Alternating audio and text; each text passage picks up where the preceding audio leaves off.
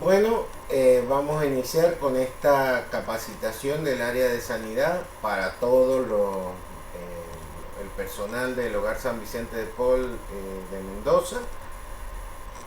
Esta es una actualización necesaria y súper importante que se llama protocolo de emergencias. Es algo que todo el personal tiene que saber por cuestiones obvias. Ocurre una emergencia y tenemos que saber cómo actuar.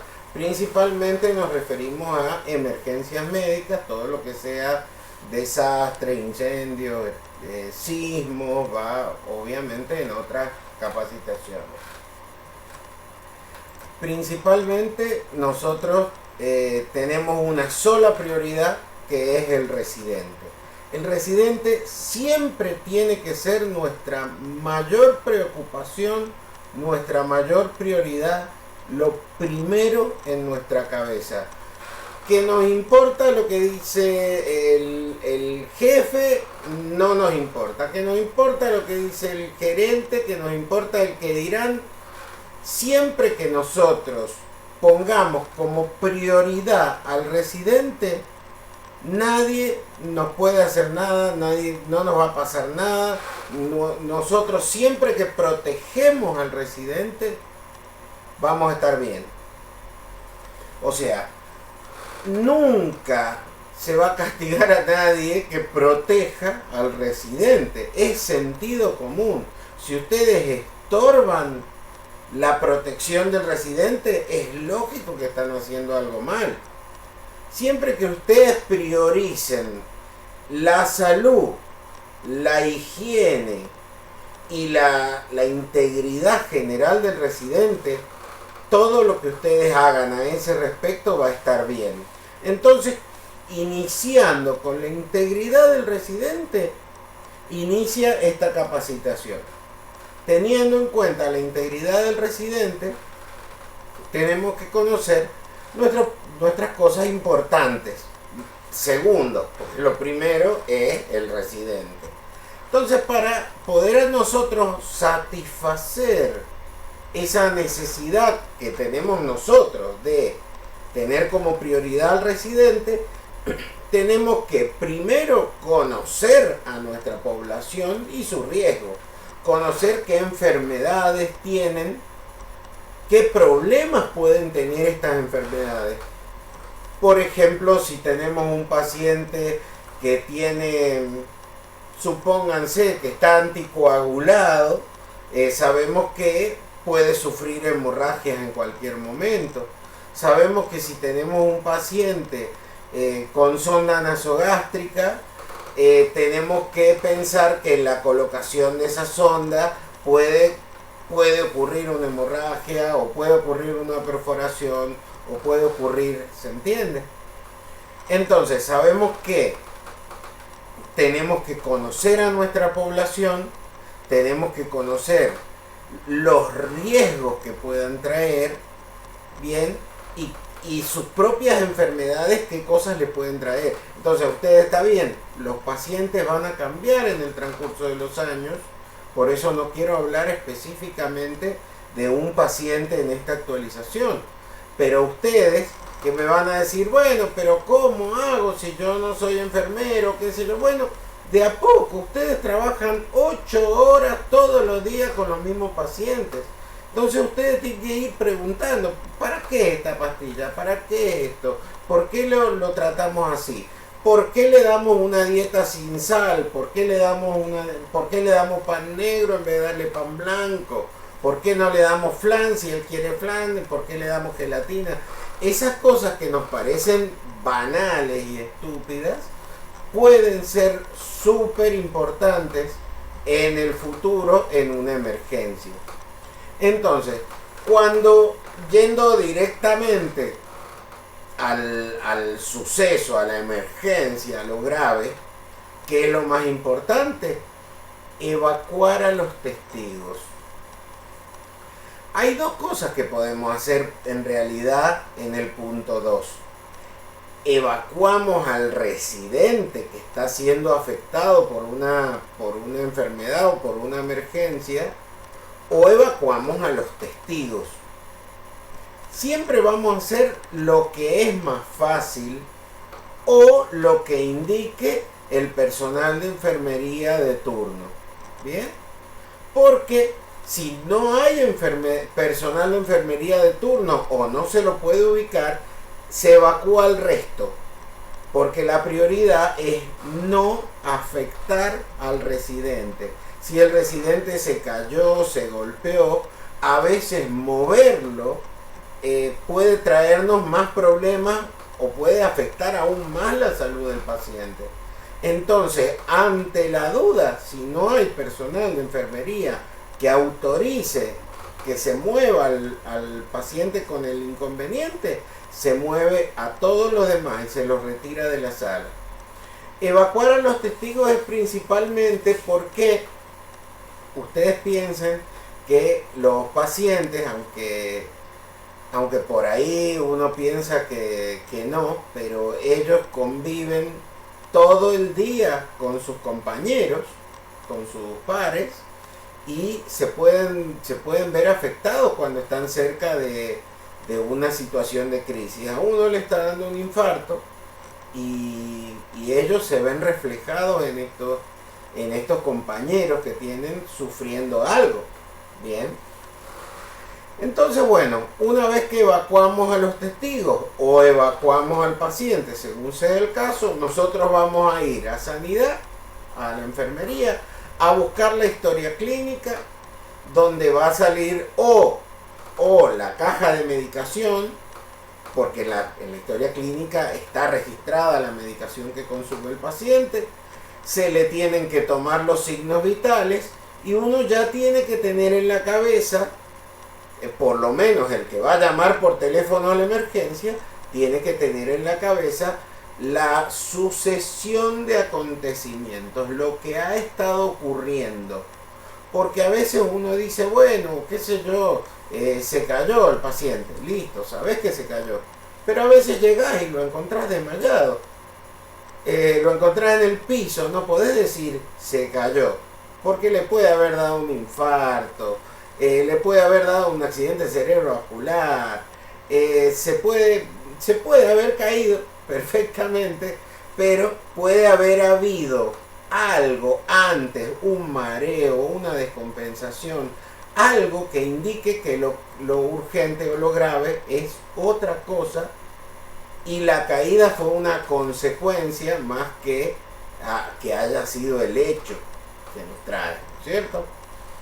Entonces, pregunta de examen, porque se le va a tomar un examen, ustedes tienen que saber el número de la emergencia del hogar. El número del servicio de emergencia. El servicio de emergencia del hogar en este momento es a tiempo. Y el número, pues tiene 3 números, pero vamos a tratar de memorizar el que a mí me pareció más fácil. Es 424-0300. Esto viene acompañado de algo que se llama área protegida. Hagan de cuenta que el área protegida es como el número de cliente.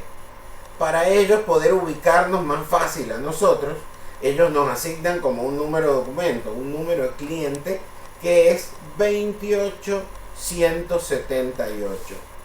Entonces ustedes, ocurre una emergencia, agarran el teléfono 424-0300, mire, le hablo del hogar San Vicente de Paul, calle Urquiza 520, entre Urquiza y Tuzangó, área protegida 28178. Y ahí el operador te va a preguntar, bien, ¿qué ocurrió? Entonces ustedes le dicen, bueno, tengo un paciente, ocurrió tal y tal cosa, yo soy enfermero o no soy el enfermero, depende.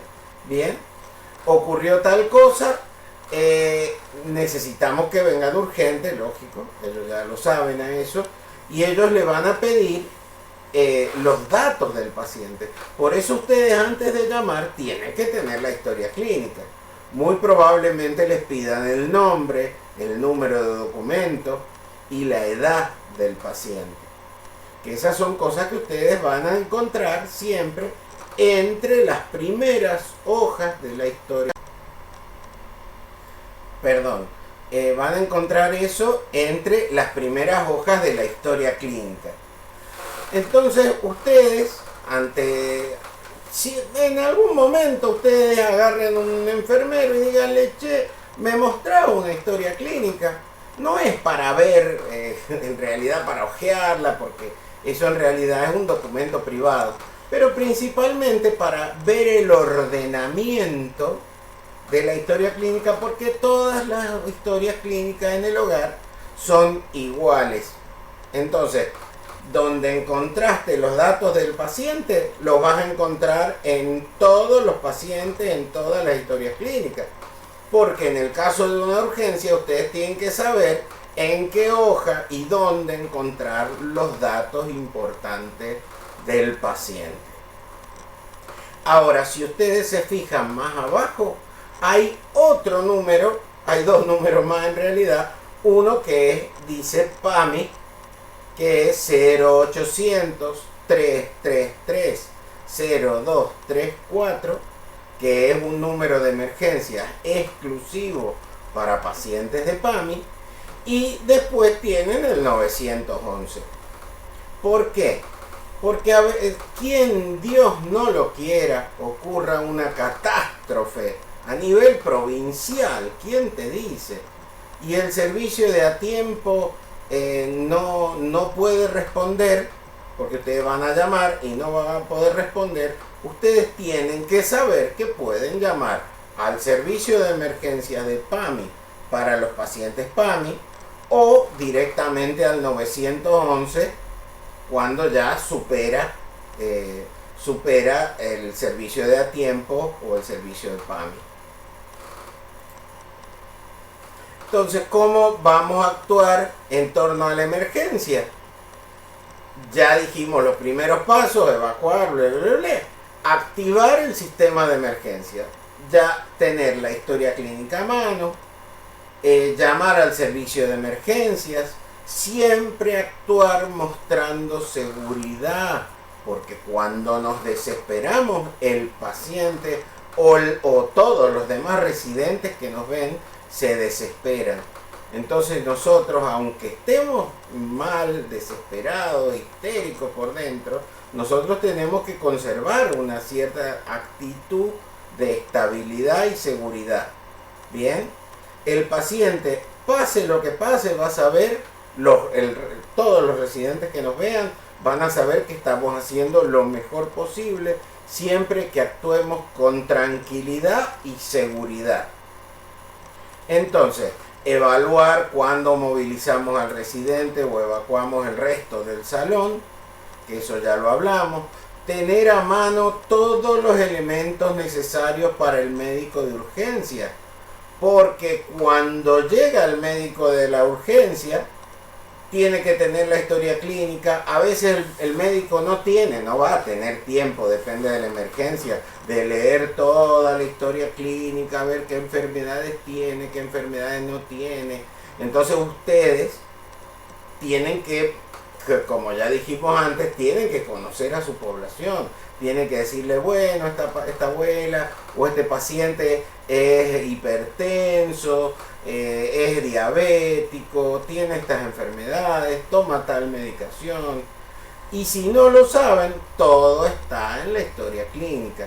Ustedes, cuando llamaron al servicio de emergencia, en la espera, ojean la historia clínica, bien, y ya saben qué medicación toma el paciente. Aunque ustedes no sepan para qué carajo sirve, cuando ustedes le digan al médico, mire doctor, el paciente toma esto, esto y esto, el médico ya se hizo una idea mental de qué enfermedades tiene el paciente y qué medicación no puede administrarle por las enfermedades que tenga o por las interacciones de los medicamentos. Que hay gente que, por ejemplo, el ejemplo del anticoagulado, si vos le das ciertos medicamentos a un paciente que está anticoagulado, lo podés matar, básicamente. Entonces el médico, ya sabiendo qué medicación toma, se puede dar una pauta, tiene una pauta de qué puede indicarle y qué no puede indicarle. haya o no enfermero en el hogar, porque supongamos que el enfermero puede estar enfermo, puede haber tenido una urgencia y no estar, Dios no lo quiera, ustedes siempre tienen que estar en contacto con el enfermero que se fue, con el enfermero que le toca venir o con el personal que esté de jefe de sanidad en ese momento. Bien, entonces, después de que llamaron a la emergencia, se contactan con el enfermero del hogar o con la personal de sanidad. Bien, porque lo más importante que es llamar al enfermero, no. Lo más importante es la salud del residente. Entonces ustedes van a llamar a la emergencia primero. Una vez que llamaron a la emergencia, después lo demás viene después. Y el enfermero les dirá, bueno, hace esto, aquello, los ayudará a recordar todo este protocolo. Se encargará de llamar a gerencia, a los familiares, a quien corresponda. Y ustedes ya se desobligan de eso. Bien, el personal de sanidad ya se va a encargar del resto. Como último, me gustó esta imagen porque en caso de emergencias dice lancen rayos láser al suelo. ¿Por qué? Porque cuando nos desesperamos, nosotros vemos mal las cosas. Vemos un cartel así y interpretamos cualquier cosa. Por eso siempre es importante, en caso de emergencia o en caso de una crisis, que tratemos de conservar la calma. Nos va a ayudar a ver bien las cosas y a seguir los pasos necesarios e importantes. Bueno, nos estamos viendo en la próxima actualización entonces. Hasta luego.